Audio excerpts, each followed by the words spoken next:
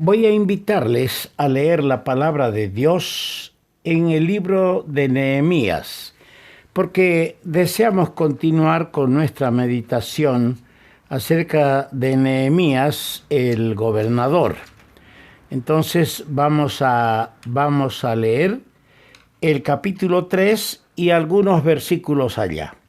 Leeremos los versos 14 y 15 primero. Reedificó la puerta del muladar Malquías, hijo de Recab, gobernador de la provincia de Betaquerem.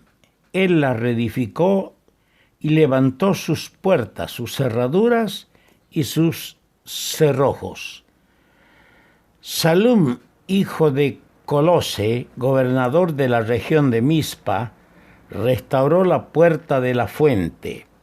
Él la reedificó, la enmaderó y levantó sus puertas, sus cerraduras y sus cerrojos, y el muro del estanque de Siloé, hacia el huerto del rey y hasta las gradas que descienden de la ciudad de David. Ahora leamos el versículo 20. Dice así el versículo 20.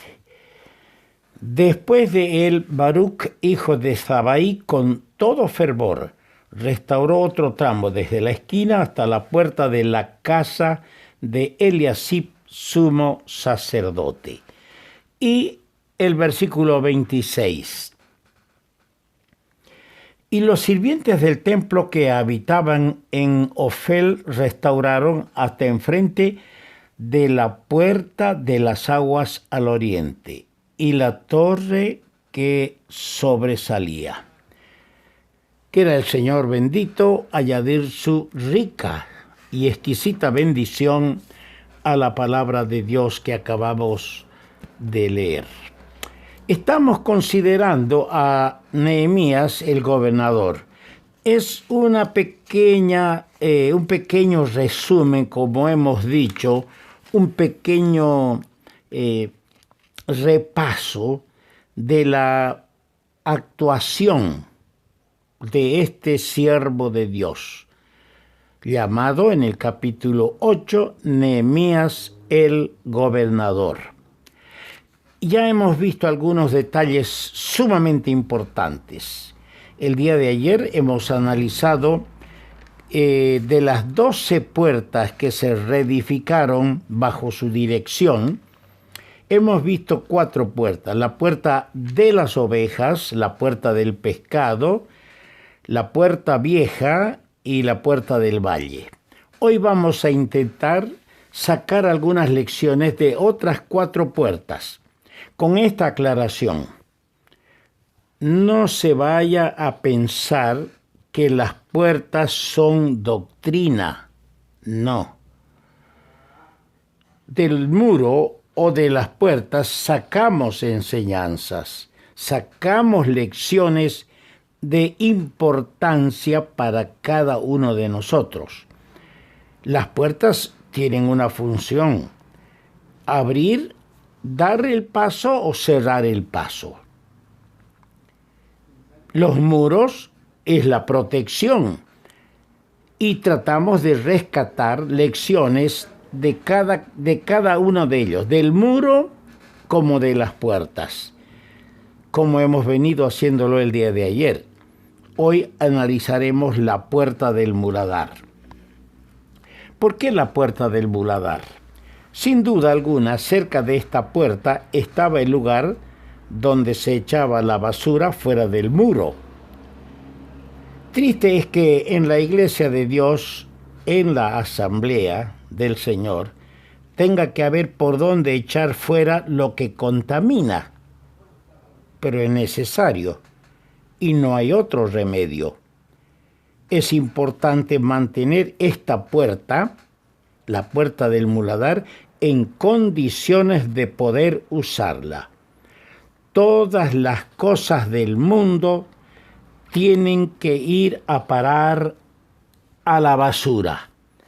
Decía el apóstol el apóstol Pablo, escribiendo a los filipenses, en la carta a los filipenses, el capítulo 3, en los versículos 7 y 8 les decía estas palabras: pero cuántas cosas eran para mi ganancia, las he estimado como pérdida por amor de Cristo.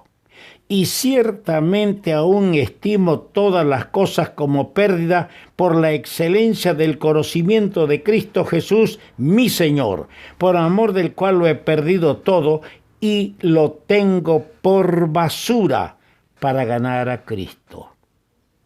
Caramba, hay muchas cosas de las cuales nuestro corazón se prenda, nuestro corazón se enamora, y no son otra cosa que basura que estamos permitiendo en nuestra vida, que nos impide conocer a Cristo, nos impide dejar que Cristo sea formado en nosotros. ¿Cuánta basura hay en mi vida que tiene que salir afuera? Por eso la puerta del muladar tiene que estar bien. No está de más las palabras con tan hermoso consejo que nos deja el anciano apóstol Juan en su primera carta, el capítulo 2, el versículo 15. No améis al mundo, ni las cosas que están en el mundo. Si alguno ama al mundo, el amor del Padre no está en él. ¿Por qué? Porque lo que el mundo ofrece es basura. Es basura. Cada vez nos damos cuenta más aún de que lo que el mundo tiene solo es algo de basura. Es basura para impedirnos atesorar en nosotros valores espirituales, tesoros espirituales, como es la palabra de Dios, que nos brinda el conocimiento de nuestro Dios, de nuestro Salvador, del Espíritu Santo y de lo que el Señor está haciendo en la presente dispensación y de lo que Él hará y ha hecho y ha preparado para nosotros para un futuro no muy lejano, pero con alcances eternos. Por eso, hermanos, hay basura y no debemos amar el mundo y sus cosas. El mundo ha crucificado, ha sacrificado al Hijo de Dios. Tenemos que tener sumo cuidado en esto. La puerta del muladar tiene que estar habilitada para sacar toda basura de nuestras vidas. En segundo lugar, en el versículo 15 tenemos la puerta de la fuente, en el versículo 15. ¿De qué nos habla esta puerta? Esta puerta de la fuente nos habla de que el cristiano, el creyente en Cristo, debe ser lleno del Espíritu Santo. Mucho se habla del Espíritu Santo, del bautismo. Muchos buscan ser bautizados, andan en pos. Dice, ¿usted habla en lenguas? No, entonces no ha sido bautizado en el Espíritu Santo. ¿Usted echa demonios? No. Y usted tampoco, pero yo he sido bautizado. ¿Cómo es esto? Porque no se conoce la doctrina de que el Espíritu Santo ha bautizado una vez para siempre a la iglesia y en ese bautismo hemos sido nosotros bautizados. Y cuando nos convertimos ya nacemos a ese cuerpo que es la iglesia. Por eso, cuando se habla de esta puerta de la fuente, tenemos que pensar de que nosotros tenemos que ser llenos del Espíritu Santo como creyentes individuales y la iglesia tiene que estar administrada por el Espíritu Santo. La iglesia tiene que estar administrada por el Espíritu Santo. Leamos por qué aplicamos que esta puerta de la fuente nos habla del Espíritu Santo. Leamos la palabra de Dios en Juan el capítulo 7, versículos 38 y 39. El que cree en mí, como dice la Escritura, de su interior correrán ríos de agua viva. Esto dijo del Espíritu Espíritu que habían de recibir los que creyesen en Él, pues aún no había venido el Espíritu Santo, porque Jesús no había sido aún glorificado. Ríos de agua viva es la fuente que salta en nosotros, es la fuente que corre y sale de nosotros cuando nosotros estamos llenos del Espíritu Santo. Por eso la recomendación de Pablo a los Efesios en el capítulo 5, antes bien sed llenos del Espíritu. Antes bien sed llenos del Espíritu. Hermano mío, no intente buscar ser bautizado, porque si usted es de Cristo y ya ha sido bautizado en el Espíritu Santo, así dice en 1 Corintios capítulo 12, que Dios le ayude a entender esto, pero una cosa sí debe buscar, ser lleno del Espíritu Santo. Y mientras no saquemos por la puerta del muladar toda la basura que hay en nosotros, no habrá campo para que el Espíritu vaya ocupando y copando todas las áreas de nuestra vida. No lo olvidemos. Pero tenemos otra puerta. Es en el versículo 20. La puerta de la casa del sumo sacerdote. La puerta de la casa del sumo sacerdote. ¿Qué cosa más? ¿Qué lección sacamos de esta puerta? Nos preguntamos, ¿cuál era la función del sacerdote? Era interceder por los pecadores, por los demás ante Dios. Era el que llevaba las miserias y desgracias del pecador ante Dios, y a veces lo hacía llevando sangre de víctimas de animales.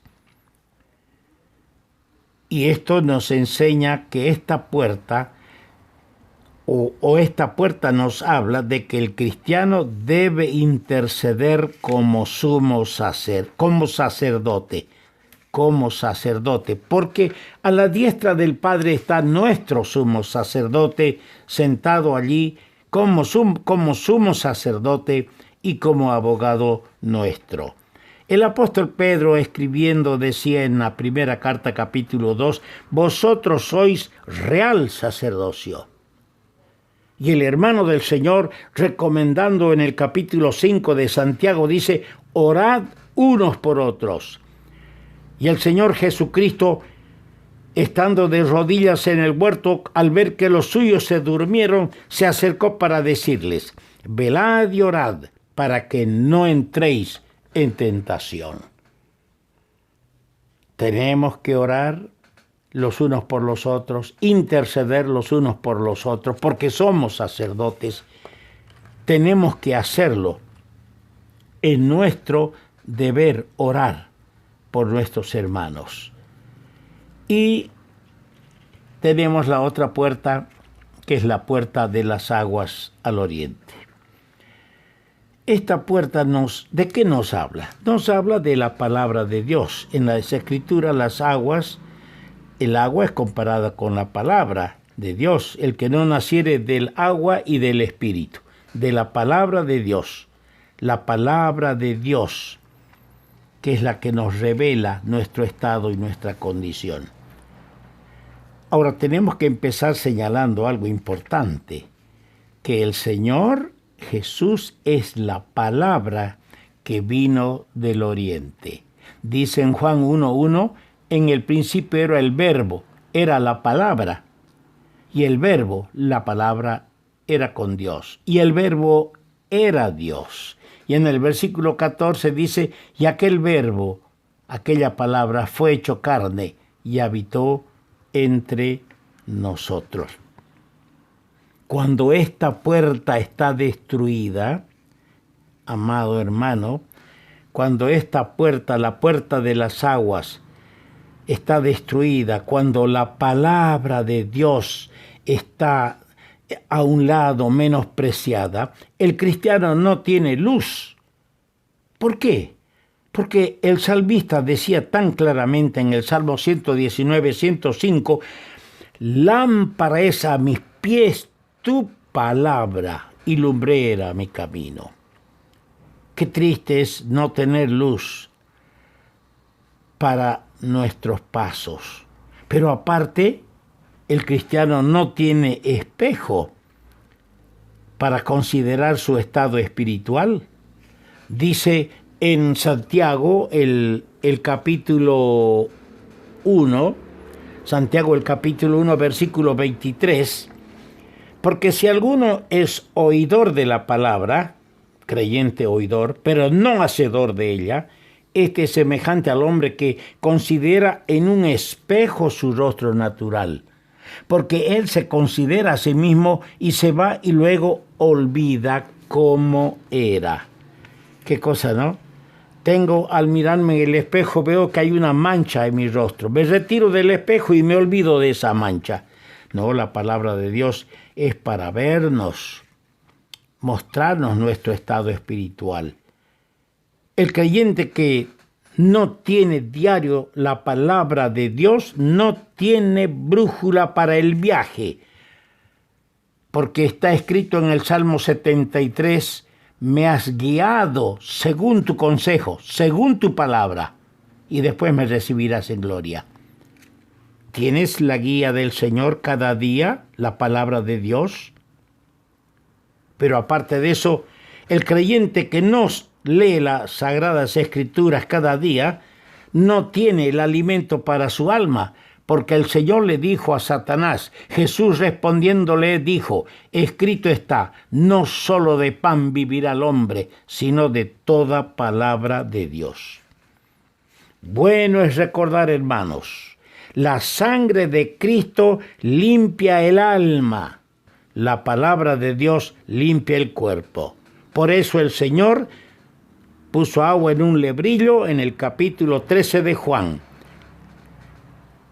Puso agua, lavó los pies y les dijo, ejemplo os he dado. La palabra de Dios nos limpia el cuerpo.